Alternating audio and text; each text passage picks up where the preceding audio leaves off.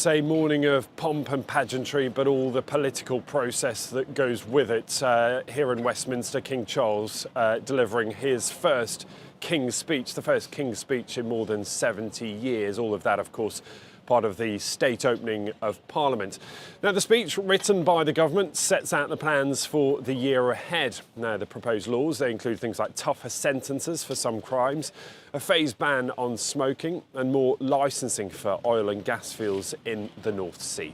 So to explain what we've heard so far and to begin our coverage this hour, let's hear from our political correspondent, Helen Catt.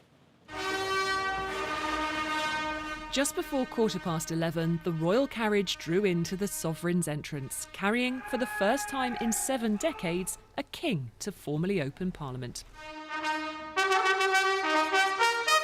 While the monarch had changed, the pageantry remained the same.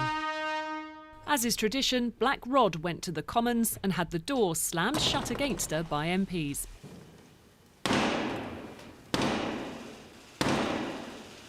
Before she summoned them to the Lords. On the way, the Prime Minister and the Leader of the Opposition appeared to be having a friendly chat. But this speech, written by the government, was in part about drawing dividing lines between them ahead of an election. But first, the King acknowledged the significance of this moment. It is mindful of a legacy of service and devotion to this country set by my beloved mother, the late Queen, that I deliver this, the first King's Speech, in over 70 years. The impact of COVID and the war in Ukraine have created significant long-term challenges for the United Kingdom. That is why my government's priority is to make the difficult but necessary long-term decisions to change this country for the better. There was an announcement of a bill to issue annual extraction licences for oil and gas and a focus on crime, including previously announced measures. My government will act to keep communities safe from crime, antisocial behaviour, terrorism and illegal migration. A bill will be brought forward to ensure tougher sentences for the most serious offenders and increase the confidence of victims. There was a promise to make it easier for leasehold homeowners to buy their freeholds and to tackle service charges, and a return for the Renters Reform Bill, which was in the last Queen's Speech.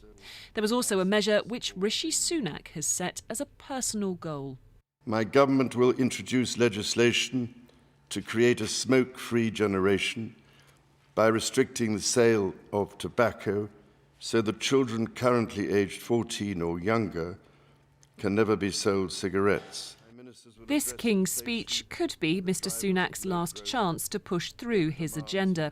Labour says the whole speech suggests the government has run out of ideas.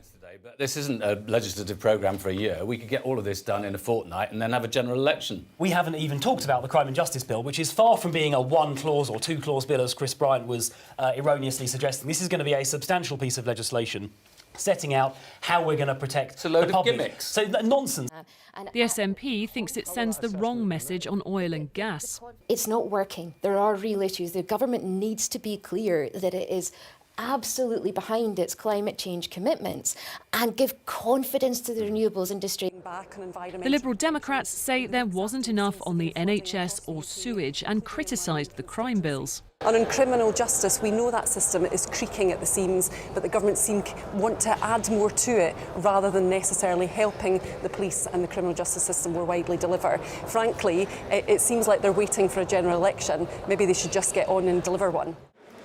This speech is certainly part of preparing the ground for that election, as well as setting out what MPs will be focusing on in the run-up. Helen Catt, BBC News, Westminster.